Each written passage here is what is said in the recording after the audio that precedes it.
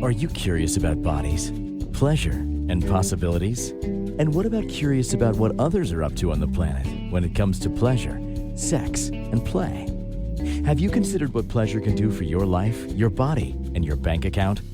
Do you know something magical, delightful, and out of this world orgasmic is not only possible for you, but totally available to you? If you're ready to be the magical, sexual, sexy beast you know you can be, and you just need the tools to get there, you're in the right place. Now, here is the host of The Pleasure Zone, sex, relationship, and intimacy coach and holistic health practitioner, Milica Jelenic. Welcome, my sweet pleasure seekers. Boy, we have a topic tonight. I know that a lot of you guys that listen to the show on a regular basis know that I do talk about overcoming trauma a lot, and this is another one of those shows. And I think that you can actually never have too much information about this. There are countless number of books that have been written, countless number of studies that have been written. This one in particular is a show dedicated to how to bring back intimacy after trauma and finding ways for healing and reconnection. And this show is close to my heart. I've had a lot of trauma in my life, between sexual trauma, between relationships that were very abusive. And like I could sit here and tell you the list of trauma, and that would take up half the show. And in doing that, I don't know that that's going to contribute to you just having my list. So just know that the chances are, if you're listening to this, you've experienced trauma in some form or another. And there are basically three categories of trauma. We could say there's acute trauma, something that might have happened on one occasion, acute trauma can be a trauma that might have happened on one occasion, but it could impact your whole life. Like you might have been raped once, but it has impacted the rest of your life.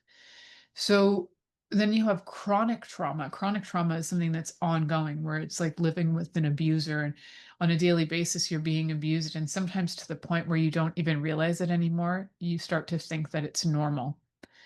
And then we have complex trauma, which is something that I don't know if you do listen to things about trauma, you might have been hearing more about CPTSD, which is complex trauma related stuff. So complex trauma is the exposure to many, many different traumatic events. And usually they've been repeated on a number of occasions, they're usually invasive. So complex PTSD might be, say, for example, having multiple times where your body was violated in your life. So, and you can have, and also then additional things where you've got, you've maybe had that happen on top of living with somebody who's an abuser. Maybe there's more that your body's going through. So emotional, physical, mental abuse, spiritual abuse, religious abuse, financial abuse, so many kinds of abuse that can happen and traumas that can happen related to those abuses. So as much as, we hear about mental, emotional, all these things as abuses, the abuse creates trauma. So it's a bit of an intense conversation, guys, but we're having this conversation because it's really important. And one of the reasons why it's really important is that, among the people who report trauma, and with sexual trauma in specific, 81% of women have experienced some kind of sexual dysfunction as a result of trauma, and 35% of men who have had sexual trauma also report sexual dysfunction. And why that's important is because if you are having sexual dysfunction and you're disconnected in a lot of ways to your body, then it's going to impact your relationships. It's going to impact the way you feel about yourself, your confidence, even your creativity, because a lot of that ties into all that sexual energy as well. So there's bigger impact than sometimes we think, and sometimes we just kind of like, yeah, that happened, and try to brush it aside. But those are some stats from the American Psychological Association, the APA. So if you're And the source for that is the National Sexual Violence Resource Center. So when we see that there is a lot of issues going on in a body, so as a holistic health practitioner and as a sex and intimacy coach, I often find that when people come to me with one issue, what they're really looking at is something else. So I might have somebody say, I have chronic pain, I have this, and I have that, and I have um, inflammation, and I have been diagnosed with an autoimmune disorder, and I have chronic pain in my vulva that nobody has been able to figure out. I will often dive into those questions that maybe you don't often have. I don't know why, but maybe you don't often have your doctors ask you this. And why I say that is because I've had many clients who have had vulvodynia and have never been asked the question by their doctors if there was any kind of form of sexual abuse or violence of any kind to their body. None have asked that question.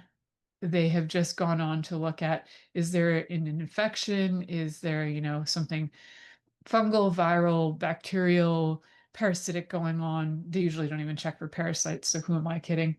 But they'll check for all this, and oftentimes what comes back is there's nothing. You just have vulvodynia, which is pain in the vulva, right? So that is creates a lot of discomfort for a lot of things, even to the point for some people, just even sitting becomes uncomfortable. Sex is definitely uncomfortable. Touch can be very uncomfortable as well, even if it's light touch. So, my big question when people come to me who have been dissatisfied with what they've been offered in the medical system is, was there ever a time in your life that you're aware of or not aware of, but just ask your body, did you experience any sexual violence, sexual trauma, sexual abuse, molestation of any kind? And every single time, it's a yes, every single time. So I have not like written the book on this, but man, maybe I will because it has repeatedly happened. And then, they go to try and find solutions to this, and they might be given pain reliever, painkillers, but that doesn't really do much. They might be given antibiotics to try to see if there is an underlying infection, like a bacterial infection that they just didn't find, or I don't know. It's just like so many things. But oftentimes the ones who've been failed by the medical system are usually the ones who end up looking for alternatives, which is usually why I end up finding them, or they find me. It's usually they find me. I don't usually find them. I don't know how I would seek them out. But if that's something that's actually occurred in your life and you're like, I actually have vulva pain, I have vulvodynia, or I have, if vaginismus, like if you have problems and you're finding like you're not finding solutions, and in your heart of hearts, something has gone down and that your body has experienced trauma, I just want you to know there are things that can help. They're not always the things that you're going to find in medical textbooks. They're often things that people have been practicing for centuries, things like yoga, which is, we have this term somatic breath work, somatic movement. It's all over the place now. So I use that term now too because it's one that's familiar to people. Essentially, it just means somatic means soma means body. And it means that we're involving the body in all things body. So yoga, although there's many branches of yoga, but the yoga that most people think of as the movement exercise thing, um, one branch of yoga, there are many branches again, that don't even involve movement of the sort. So uh, yoga can be one of those things that's a somatic kind of movement. Pilates is like a somatic movement as well. Um, Also, the body work that I do, the mitzvah technique is somatic, so is Feldenkrais, so is Traeger, so is Bartinioff movement. There's a lot of different movement works that are out there that are super effective in helping your body to be able to connect and find all those. places of trauma and stress and start to let your body let that out. And why I tell you this is because most people who have also experienced some kind of trauma, physically, sexually, specifically, have an aversion. Usually it'll go one way or the other. There'll be a complete aversion to all things sexual, and it may take a very long time to develop trust and all those sort of things. And then there can also be the flip side where you become hypersexual as a way to try and regulate your nervous system from all the, there's probably a lot of external reminders all the time where you might see things on shows or smells that remind you and your body of what happened, and your body doesn't know the difference from what happened 25 years ago to what you just smelt or felt. And so your body just takes it on, doesn't know the difference, and then you're re-traumatized. And so finding ways to be able to have your body let go is incredibly important. Being able to breathe deeply, being able to move with ease, being able to let your body let go, being able to let your mind let go. So all of it comes together, and being able and willing to feel connected to something bigger than you. So whether that is God, the universe, uh, whatever terminology you want to use, it's knowing that you are not the biggest thing in the world and that you are working and living in conjunction with something bigger than you. I find that helpful. And for a lot of people who have kind of walked a spiritual path, they'll also find it quite helpful. Even a religious path, they'll find that knowing that there's something bigger than them can be helpful, and that you can always feel like you've got a partnership, that you something and someone has got your back, that you are able to know that it's not all on you. You're not the creator of the universe. If I was the creator of the universe would be a heck of a lot different, let me tell you. So, so just knowing that I'm not the creator of the universe is really helpful. So if you start to get stressed and if you start to think you've got to control things in your life, your environment, how you feel, which often is something that happens when you've undergone a lot of trauma as well. So we're looking at how do we heal, right? So number one is know that you did not create the universe. You're not the creator. You're creator of your universe, as in your actions will create reactions. And, you talk to somebody, they know you, and that's a reaction. Then they might recommend you. Like, that's how I get a lot of my business. So no, just know that if you created the universe, would it be exactly how it is right now? Probably not. So the chances are you're not the creator of the universe. But if you can actually ask that question and say, yeah, this is exactly how I would have the world, exactly how I would have the universe, and I created all of this, either A, you really are God, or B, that's some scary stuff. Like that's a scary ass responsibility to try and think you need to have. So, what we need to do in order to heal is first acknowledge that something happened. So, having that education and educating yourself on knowing, like, wait a minute, something happened. And knowing how your body responds to trauma. So, this is something called psychoeducation. It's where your mind helps you know and educate you on what's going on.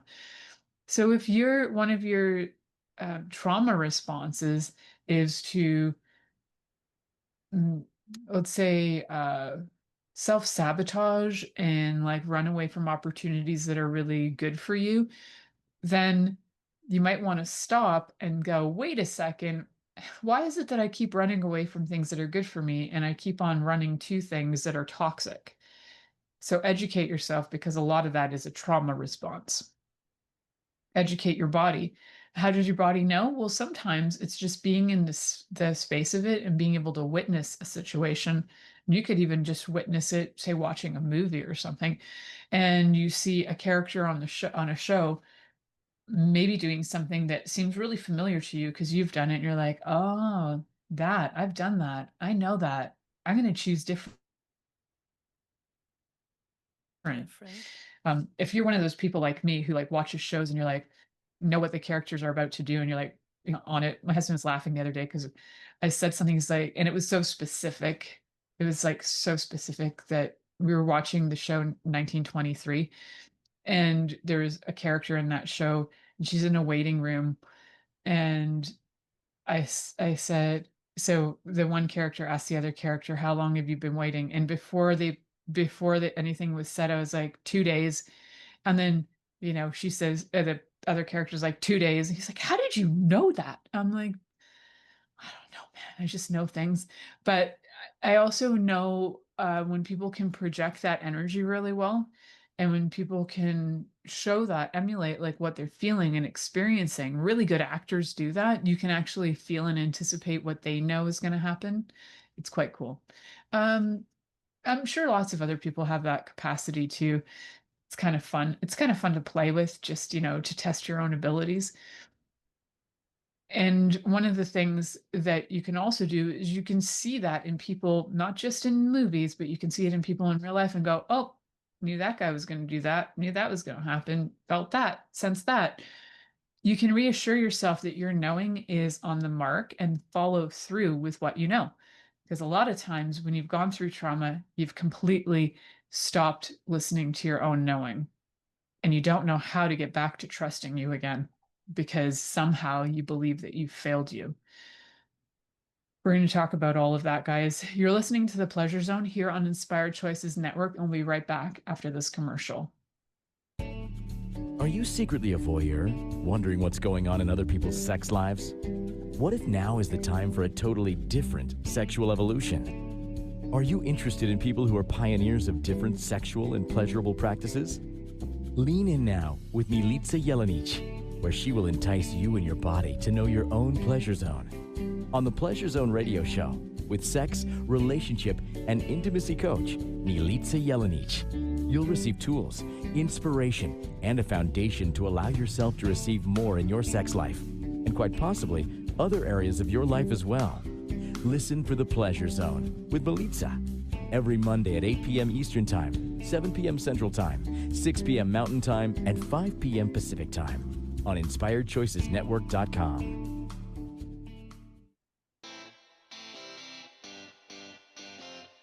Are you a subject matter expert? Are you here to share your expertise with an audience waiting to hear from you in only the way you can deliver?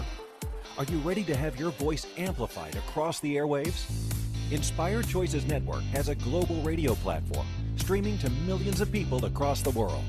Professionally produced and supported by an accomplished team every step of the way, you can broadcast from anywhere in the world, knowing your voice matters, and we ensure it is delivered with ease and efficiency. Eager to hear your message, the world awaits. Contact us today to become an Inspired Choices Network radio host. Email become a host at inspiredchoicesnetwork.com. This is the Pleasure Zone with sex, relationship, and intimacy coach, Milica Jelenic. To participate in the program today, join our live studio audience in our chat room at inspiredchoicesnetwork.com. You can also make the choice to ask or comment by email, info@milicajelenic.com. Now, back to the program. Welcome back, my sweet pleasure seekers. Tonight we're talking about overcoming trauma. Not that we ever fully overcome it, but learning to deal with our trauma in order to heal, in order to have more pleasure, in order to have better lives, right? So one of the things that happens after trauma is that often there's a feeling of just wanting to give up, give in, not really knowing how to have a life after that. So this is all about intimacy, specifically after trauma, and healing and finding reconnection with yourself primarily, and then being able to reconnect with others and connect with others. So what I found, I did, like I was saying, I had a lot of trauma. Like growing up, I had, my parents were divorced. It was quite a shock to my system. I was 4, and it was just shocking. One day we were living with my dad, and the next day we weren't. And the whole thing for me as a 4-year-old was so utterly confusing and highly traumatic. I got everything that I owned was moved. My school as well, everything in that part of my life changed. My home, everything changed. And looking back, it was the exactly right thing that my mom did. But at the time, it was really scary and really confusing. And especially because I didn't really know what was happening and where we were going. And I think my mom was just so in a rush to get out of the house when she felt like she could that um, we didn't really even get any information about what was happening. Just pack your stuff, we're going. And that was it. And I'm 4 and I don't really know how to pack. So I think what I vaguely remember from those memories is just standing in my room crying, kind of frozen. And that's one of the things that can happen is like the dissociation where you're just kind of like you're when you like stare off into space and you say nothing and you kind of feel nothing, but you might feel something, or you might be crying, but you can't even respond. That'll happen. So I think one of the things to know is that it's not always just sexual trauma that can leave you with a feeling of intimacy issues. Like if you've been in, like I was in a family that everything just fell apart, you can end up feeling like you don't trust people because they could leave you, or you might have to leave them before they leave you. Or there's a lot of different things that would have intimacy that is even creating an intimate relationship that doesn't involve sex. It can create a lot of barriers to that and can kind of stunt your growth, your emotional growth, your developmental growth, because trauma will do that. It will create like a developmental stunt. Sometimes you get stuck at a certain age of when the trauma occurred, and whether knowing it or not, you kind of act like that age for a really long time. And so for me, when I'm going through healing on those things, I will allow those parts of me to show up to see what needs healing. So I'm that person who has toys around the house. And yes, I have sex toys, but I'm like, I have actual toys. Like I have board games and I have dolls and I have puppets because I use that not just for my healing, I use it to acknowledge my inner child so that there isn't a feeling of abandonment. And so for me, abandonment was a huge, huge problem. And the more I am in tune with and allow myself to be in tune with all aspects of myself, all the parts that maybe wandered off, wandered away, felt abandoned, so they abandoned first, that kind of thing. As I reconnect all of this over the last 30 years, I've been working on myself, um, slightly more than 30 years. But anyway, as I've been doing all this work, the more I feel confident in my body and the more I feel comfortable with myself sexually. It didn't happen overnight. It's not one of those miracle things that happens overnight. Sometimes you'll have like super dynamic healing sessions where you're like, wow, that was game changer. And the thing is, yes, those happen. They don't happen every single time, and that's okay because sometimes we need those breakthroughs and sometimes we just need to keep going. Just let your body receive healing and keep keep that healing moving and rolling. And sometimes we need to take space away from healing, and or it could be a particular healer and try something else. So in my life, I've had many different healers, different kinds of healing, and I love being able to try things out, and then I like kind of dive in for a very extended period of time. And some of them I always just keep at doing for the rest of my life, probably till now at least. So one of the things that happens with trauma, so if you've been in like a chronic trauma situation, like you've been in an abusive household where there's fights going on every day. So prior to my daughter being born, I was, and my daughter's biological father is not the same person I'm married to. I like to just keep that clear because my husband is phenomenal. It's not the same person that I had my child with. And that relationship was incredibly abusive. I think there wasn't a day that went by where there wasn't a fight or I wasn't walking on eggshells from fear of something. Also, chronic lying due to alcoholism that was like pretending to be dealt with. It was really hard. And at the time, I just thought I can get through this. Other people have lived through this, whatever. I brushed it aside. That wasn't the kindest thing to do. I needed to acknowledge how it was affecting me, how it was affecting my nervous system. Living in that every day, my nervous system was so on overdrive that um, I'm 6 feet tall and I currently weigh like about 175 pounds.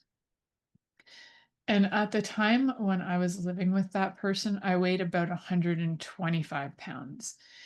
I was incredibly skinny. Um, like in a way that didn't feel right. My body was unhappy, but I was also like kind of hovering and trying to escape my body all the time.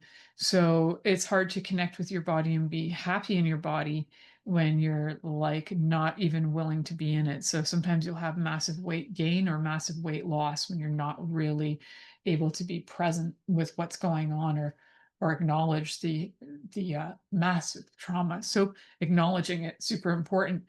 So what happens is your body can go into hyperarousal. So that's like that fight or flight response. And hyperarousal can be too where you feel like you are turned on and need like sexually and you need to just take action and like have sex with everything and anything in your past. That's part of hypersexuality too. Hyperarousal, just all, and also hyperarousal in the other sense of always being aroused, which could be like wanting to watch TV, wanting to look at your cell phone constantly, wanting to always have your dopamine hit constantly coming at you because you need to stay high and alert because you're in fear, because you're in shock, because of trauma, because of stress.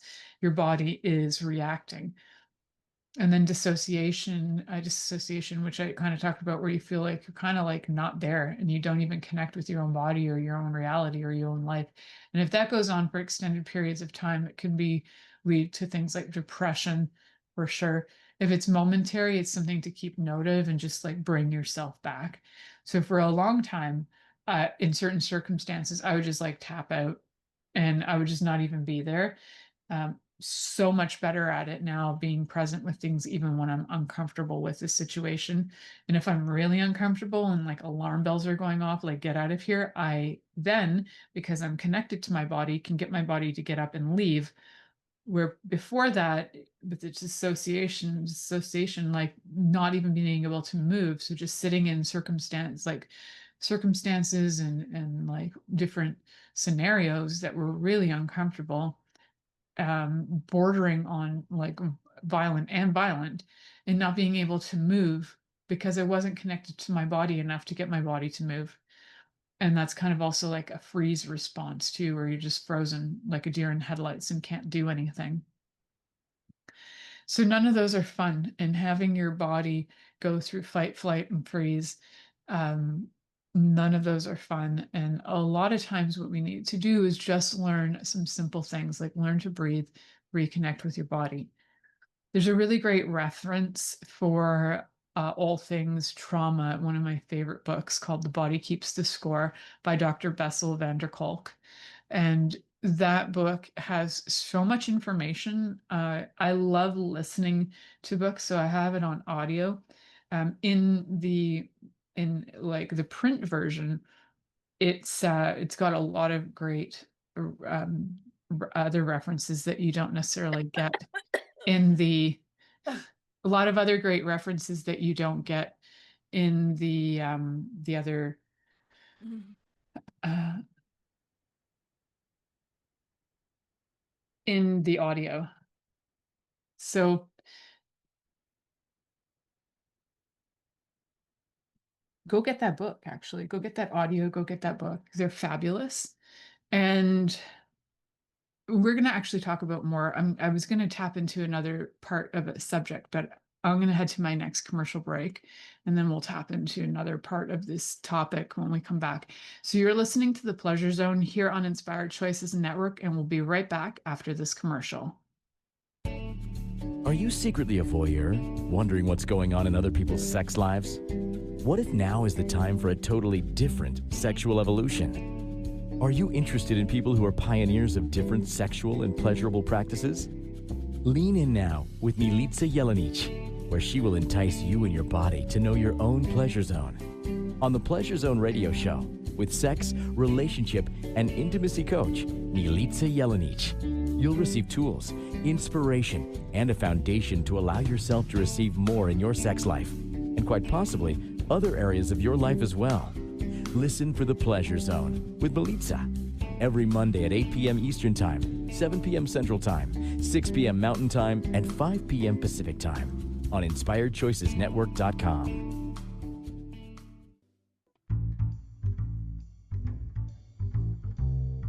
How wonderful would it be to carry your favorite Inspired Choices Network host with you throughout your day?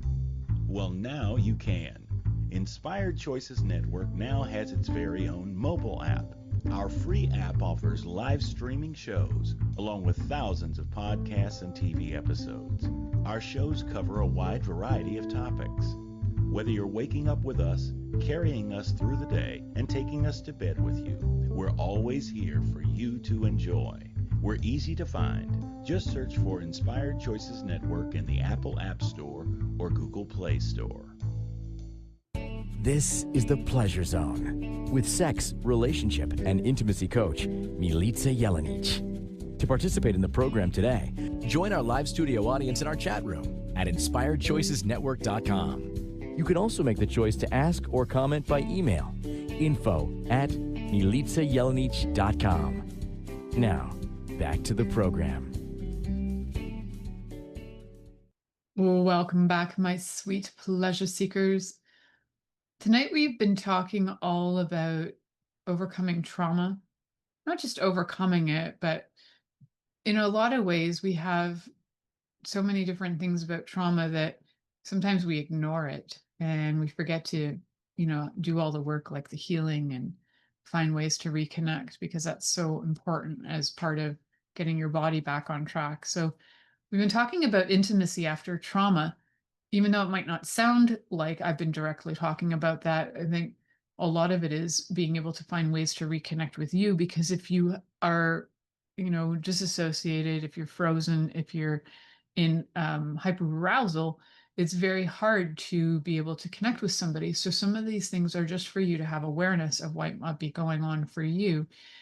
Acknowledging these things is incredibly key. And then being able to navigate them and find ways to help your body reduce the trauma, reduce holding on to the trauma as well, because bodies will do interesting things. They will hold on to trauma for a really long time. There are a lot of different breath techniques you can use, but I think one of the simplest and easiest is just learning to have a regular breath. So in for 5, out for 5. And when I say breathe in for 5, like feel your belly. When you breathe in, feel your belly expand. And when you breathe out, feel your belly just pull down and contract. And when you breathe in, so for me, when I breathe in, I can also feel my, I can feel my vagina. It will start to pulse. I can feel my body pulls up. So it's like it's kind of like doing a Kegel, but not really. It's an energetic thing that happens to bodies when you are getting into more breath work. Your body will breathe deeply to the point where when I say to people, like, breathe into your vulva, they're like, what? And eventually when you start breathing into your vulva, you're like, oh, I get it. You can actually breathe into your vulva. Yeah, you can. Breathing through it too, like letting the breath move right up through you and then out. So I like to breathe in through my nose, out through my mouth, 5 and 5. If you can extend that because your breath gets deeper and deeper and deeper, fantastic. And, you can even breathe through your toes. But when I'm working with specifically sexual trauma, I like to breathe into the vulva, breathe into your, your penis. If you have a penis, breathe into whatever your genitals are, because if the trauma is sitting there, we need to bring breath and life there. And as you do that kind of very just 5 and 5, it may, it usually does, start to bring things up. So you might be like, whoa, I don't know if I wanted to know that or feel that. And you might just, you know, your squirrel brain might go off and think about other things. And so come back to that breath, that in for 5, out for 5, breathing right into your vulva and breathing out.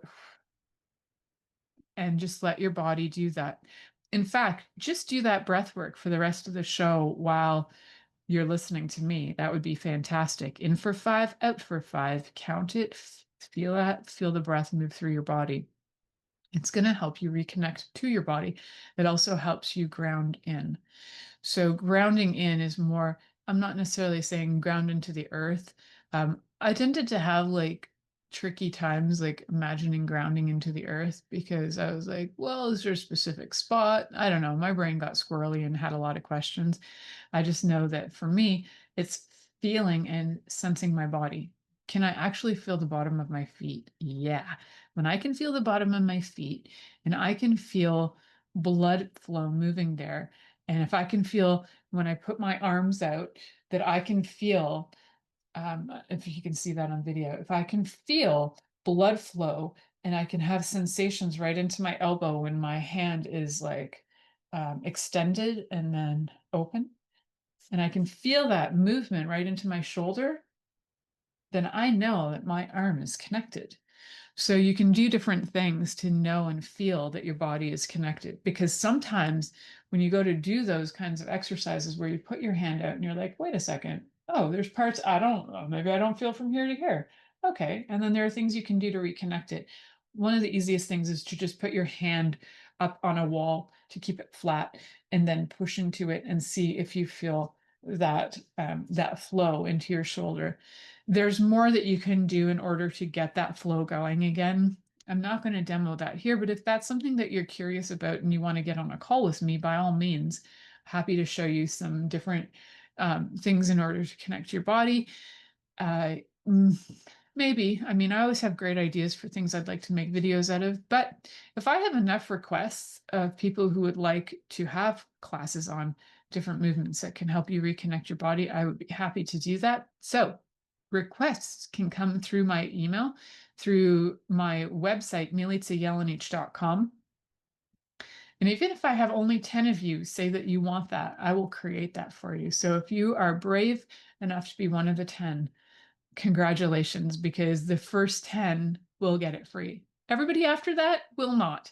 So the first 10 to make the request that they would like to have, to be able to have different movements, to be able to reconnect your body, you guys will get that class for free. And I'm telling you that when I normally teach these live, they're valued at well over $250. So just know you got to be the brave ones to be able to write to me and request it. And I will put you guys on a list. And once I get the 10, the first 10 will be the ones who get that. So yeah, hope that's some incentive to get a hold of me and connect. All right. So, one of the things through reconnection is actually movement and some different somatic practices. So, what I would be showing you is some movement and somatic practices that you can do, and lots of different ones. And I think there are a lot of great ones out there. Not all of them are going to actually get you totally in tune with your genitals per se, but you do need to reconnect with your whole body, not just your genitals. But that is something that we can move in and towards by, start to be connected to your feet and your hands. Like, get connected to those limbs. People are always like, connect to your feet. Well, connect to your hands as well, because they're often disconnected from your shoulders. If you got chronic shoulder pain and stuff, something's going on there. So getting all that, getting all those different somatic practices in place, like breath work, and just keeping that 5 and 5, in for 5, out for 5. Start with that. It's really key. And there's so many other, breathing in different ways and breathing out in different ways that can do other things too. So just know there's a lot more than what I'm saying right now. I'm just giving you guys some basics to be able to reconnect to your body. Then you also want to start to find ways to rebuild a sense of safety with touch and with sensation. And I find that one of the things to do first is to learn to touch you first. So if you have a hard time touching your own body, you're probably going to have an even harder time letting somebody else touch you.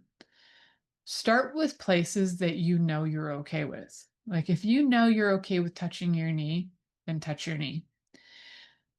And then you can even ask your body, may I touch you on the thigh? And your body might be like, yeah, okay. Yeah, you might get a sense of that. And part of that is learning to ask permission because you probably were never asked permission for touch. So learning to ask yourself permission, because at first it might seem really weird and really awkward, but asking permission and ask yourself permission, may I touch, may I touch you, body? And your body might be like, oh, thank you for asking. Generally, you just like do things and you never even asked me. So, yeah, your brain might just go, yeah, I need to, I'm so stressed. I just need to masturbate. But then your body's like, but that's not what it was. What I really needed was a hand on my belly and one on my back. And okay, whatever, just take what you're giving me. But because sometimes you can become so disconnected after trauma, you don't even realize what your body would like. And sometimes those questions of may I, like even may I hold your hand might be like, I don't know, that's awkward. But it might be like, may I hold your genitals? Yes, like that might be okay because there actually needs to be energy there or there needs to be some shift there. And you never know what's going to be the trigger. So even when working with yourself, if this is brand new stuff for you, learning how to even touch you. And there are really great different practices for touch for sure that I talk about a lot, like the touch blueprint. That's a great method. But one of the things that we haven't talked a lot about is something called the wheel of consent, which is fabulous. You can get it it's a practice, but you can get the book and the book, man, it's a really great listen. It's a really great read. As a read, you also get a lot of extra exercises in the physical book. And then you can always, if you get the audio, you can always download the bonus materials. But Betty Martin's Wheel of Consent is amazing. And one of the things that is really important is to be able to learn how to communicate. And you can ask things like in Betty Martin's Wheel of Consent, she talks about that there's quadrants, there's different things around touch and who touches, who does the doing, to whom. And it's actually a really fascinating body of work. I will probably do an entire episode dedicated to the Wheel of Consent because there's a lot of information in there. I'm just throwing out a reference for you so you can check it out. You can check it out and maybe I don't know, maybe I'm going to create more things. Who knows? Maybe we're going to have a book club. I don't know. I don't know, guys. Tell me what you're interested in. How would you like to connect with me? Would you like a book club? Let me know. Get on that too. So the Wheel of Consent. Yes, great, great book. So, okay, let me go back. I'm just like catching up to myself here. So we're talking about all the somatic practices. We're talking about touch. So yes, learning how to ask even your own body about touch. May I touch you? And then when you go to touch your partner, it's really okay to learn how to have those conversations. Like, may I hug you? May I touch you? May I, sometimes we give free rein and we're like, it's all good. We're in blah, blah, blah.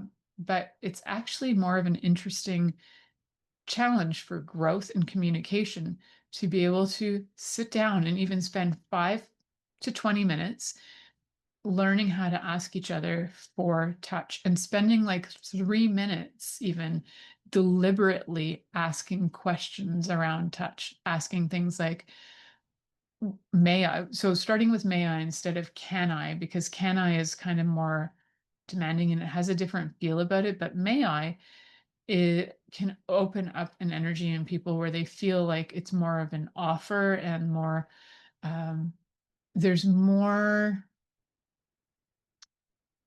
sense of you gifting. Like, may I touch you is more of a, I like to gift you something, as compared to can I touch you is more about the person touching, getting something from it.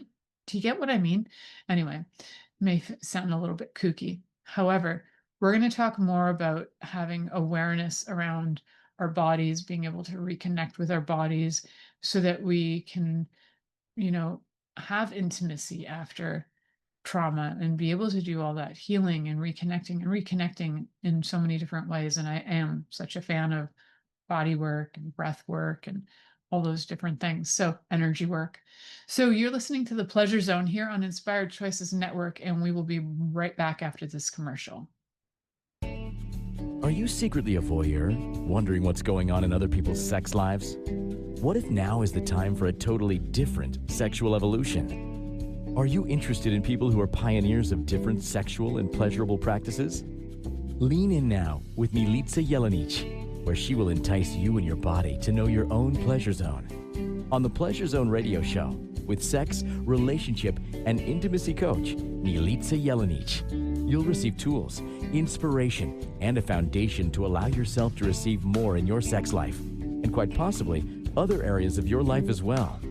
Listen for the Pleasure Zone with Milica every Monday at 8 p.m. Eastern Time, 7 p.m. Central Time, 6 p.m. Mountain Time, and 5 p.m. Pacific Time on InspiredChoicesNetwork.com.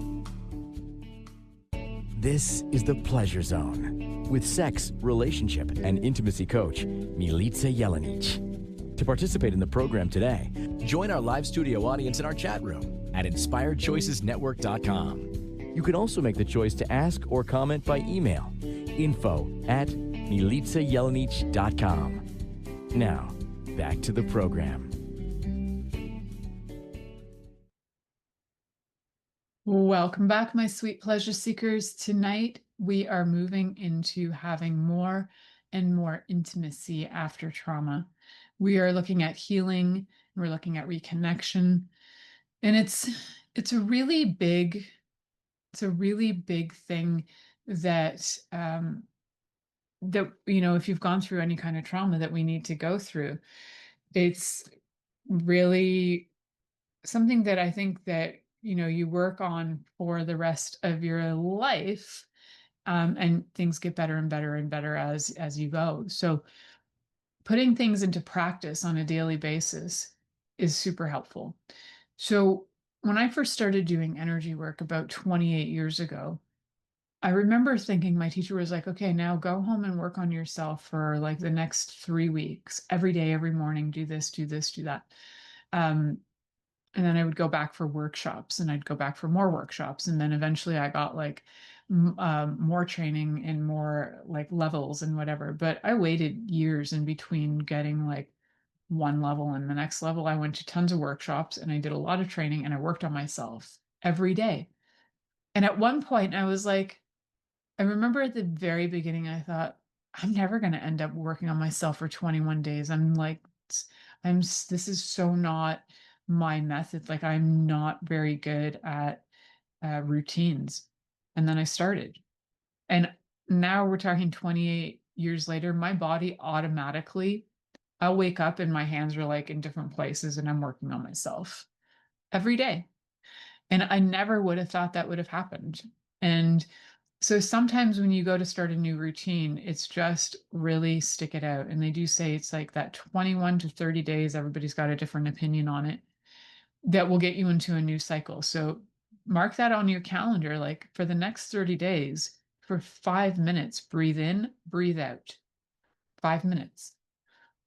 And then next month, once you've mastered that for 5 minutes a day for 30 days, next month, slap on your calendar that you are going to do self-exploration of touch for 5 minutes a day.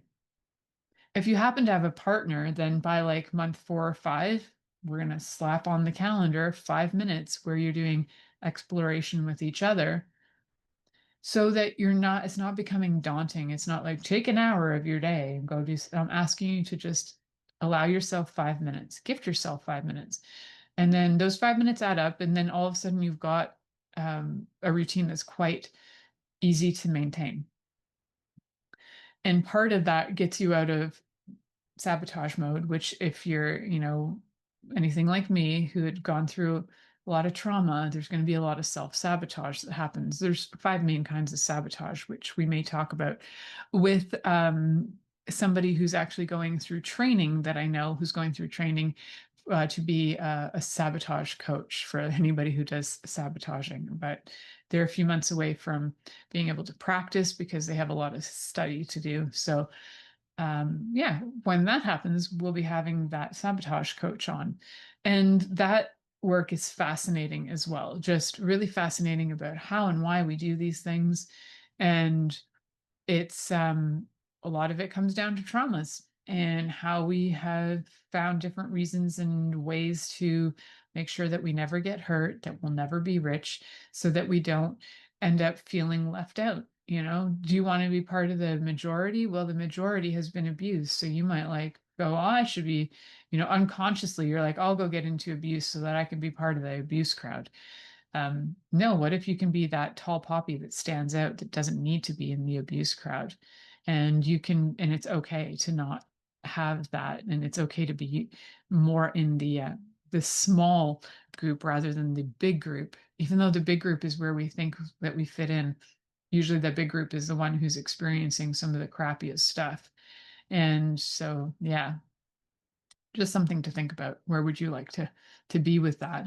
I'd rather be in the small group who's thriving than in the large group who is suffering. So, and then as you are thriving, you can invite others who are suffering out of their suffering into thriving. I choose thriving. I choose it.